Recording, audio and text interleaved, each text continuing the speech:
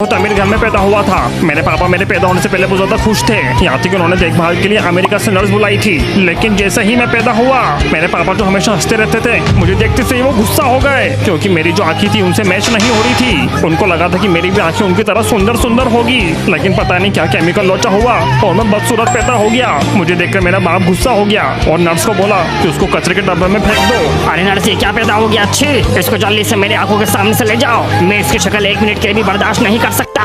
उसके बाद कैरी मुझे कचरे के डब्बे में फेंक दिया गया और मेरे साथ बहुत बुरा हुआ और एकदम से मेरी पूरी की पूरी जिंदगी बदल गई। कैरी मुझे मेरे बाप ने तो निकाल दिया था, इसलिए मैं उस रात पहुंच गया कब्रिस्तान, क्योंकि बहुत तेज बारिश हो रही थी और कब्रिस्तान में एक छत थी जिसके अंदर मैंने सोचा कि मैं रात बिताऊंगा। लेकिन मुझे बहुत डर लग रहा था क्योंकि आसपास बहुत सारी कब्रें थी। फिर मुझे बहुत ज्यादा नींद आने लगी तो कब्र के अंदर एक बेड लगा था तो मैं उसके अंदर जाके सो गया। फिर कैरी मैंने पूरी रात उस कब्र में उस कंकाल के साथ बिताई। लिटरली मैंने 2 बार अपना बिस्तर गीला कर दिया था डर के मारे। फिर उसके बाद सुबह होते से मैं भागा फटाफट से। फिर उसके बाद मैं पहुंच गया एक अनजान सी विलेज में जहाँ पर मैं किसी को नहीं जानता था। कैरी उस गाँव के अंदर मुझे भीख कर मांगनी पड़ गई थी क्योंकि मैं पिछले 2 दिन से भूखा था। पहले तो मुझे कोई भीख नहीं दे रहा था, सब लोग बस मेरी शक्ल देख के मुझे इग्नोर करके मेरे सामने से जा रहे थे। फिर मैंने गाना गाना चालू किया अपनी दुखी कहानी का। घर जला है मेरा, क्या बिगड़ा तेरा, मुझे तो मेरे बाप ने छोड़ दिया। मेरा उदास गाना सुन के पूरा का पूरा गांव इमोशनल हो गया। फिर उन्होंने मुझे 2 वक्त का खाना दिया और फिर गांव में रहने के लिए जगह दी। पता नहीं कहाँ फेंक दिया था मुझे, लेकिन मैंने वहाँ रहना चालू कर दिया। बात करी उस अनजान गाँव में मैंने धीरे धीरे करके अपना घर बसा लिया। लेकिन बहुत ज्यादा अकेला था मैं, मुझसे कोई भी बात नहीं करता था और अपने साथ नहीं खिलाता था। कैरी में अपना गुजारा करने के लिए लोगों के घरों में जाके सफाई किया करता था, वो भी संडास की। वो टाइम मेरी जिंदगी का सबसे स्ट्रगलिंग टाइम था। मैं क्या बताऊं, लोगों के घर बहुत ही गंदे हुआ करते थे, लेकिन मैं मन लगा के सफाई किया करता था और चुपचाप से चोरी भी कर लिया करता था। मैं लोगों के घरों में से छोटे मोटे सामान चोरी करा करता था, जैसे कि पंखा, बेड। और एक दिन तो मैंने एक संडास चोरी कर लिया। लोगों का सामान चोरी कर करके मैं अपना गुजारा किया करता था कैरी। लेकिन एक दिन मैंने एक बच्चे की स्कूल की यूनिफॉर्म चोरी कर ली चुपचाप से, जब वो सो रहा था और वो लेके मैं भाग गया।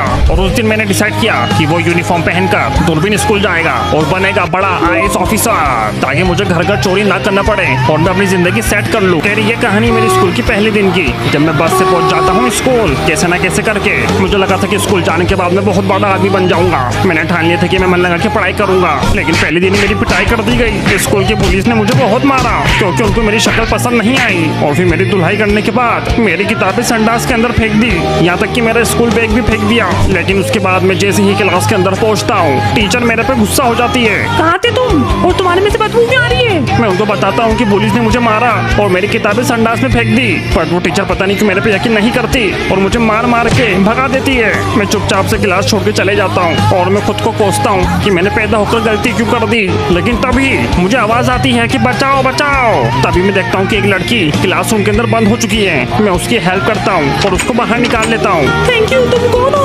मैं उसकी आंखों में देखता हूँ और मैं दीवाना हो जाता हूँ पहली बार में ही। और वो लड़की भी मुझसे इंप्रेस हो जाती है क्योंकि मैं उसकी मदद करता हूँ। फिर उसके बाद कैरी मैं वो लड़की के साथ टाइम स्पेंड करने लग जाता हूँ। उस टाइम मुझे लग रहा था कि मेरी जिंदगी में सब कुछ धीरे धीरे अच्छा होने लगा है। लेकिन तभी उधर टीचर टपक पड़ती है और मेरे पे झूठा इल्जाम लगा देती है कि मैं लड़कियां छेड़ रहा हूँ। अच्छा, पढ़ाई लिखाई के समय छोड़ी पटा रहा है। रुक, अभी प्रिंसिपल को भड़का के आती हूँ और तेरे को स्कूल से बाहर निकालती हूँ। उसके बाद मुझे वो स्कूल से जाना पड़ता है और कोई मेरा सपोर्ट नहीं करता।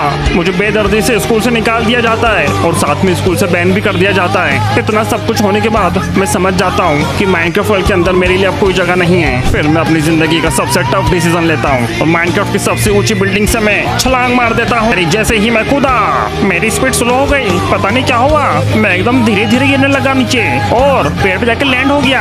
मैं सोच में था कि मेरे साथ ऐसा क्यों हुआ, क्या मेरे अंदर कोई नेचुरल पावर है। मैं 2 मिनट के लिए खुद को सुपरमैन समझने लगा, लेकिन तभी मेरे सामने प्रकट हो जाते हैं माइनक्राफ्ट के भगवान नॉच। उन्होंने ही मेरी जान बचाई थी। मेरे पे स्लो पोशन मारकर मैं उनके सामने अपना सर झुकाता हूँ और वो मुझे अपने साथ एक गुफा में ले जाते हैं। गुफा में ले जाने के बाद नॉच भगवान ने सबसे पहले मेरे चेहरे की प्लास्टिक सर्जरी करी और मुझे नया चेहरा दिया, जिसकी वजह से मेरी आंखें सही हो गई और मेरे चेहरे पे जो दाग धब्बे थे वो भी खत्म हो गए। उसके बाद नॉच भगवान ने मेरे सर के ऊपर एक मशीन लगाई जिसकी मदद से उन्होंने मेरी दिमाग की कोडिंग कर दी। नॉच भगवान ने कोडिंग कर मुझे 2 पावर थी। एक तो बहुत ज्यादा दूर देखने की और सबसे ज्यादा सोचने की, जिसकी वजह से मैं बन गया माइनक्राफ्ट हिस्ट्री का सबसे स्मार्टेस्ट विलेजर। उसके बाद नौज भगवान ने मुझे एक जगह के कोऑर्डिनेट्स दिए और मुझसे बोला, जा दूरबीन, यहाँ तो खुशी खुशी रह पाएगा। जाके इस बंदे से मिल, तेरी जिंदगी बदल देगा ये। और कभी भी मुसीबत में हो तो मुझे याद करना। मैंने वो नौज भगवान की बात सुनी और उनकी बात सुन के मैं चले गया उनके दिए हुए वो कोऑर्डिनेट्स पे मुझे मिला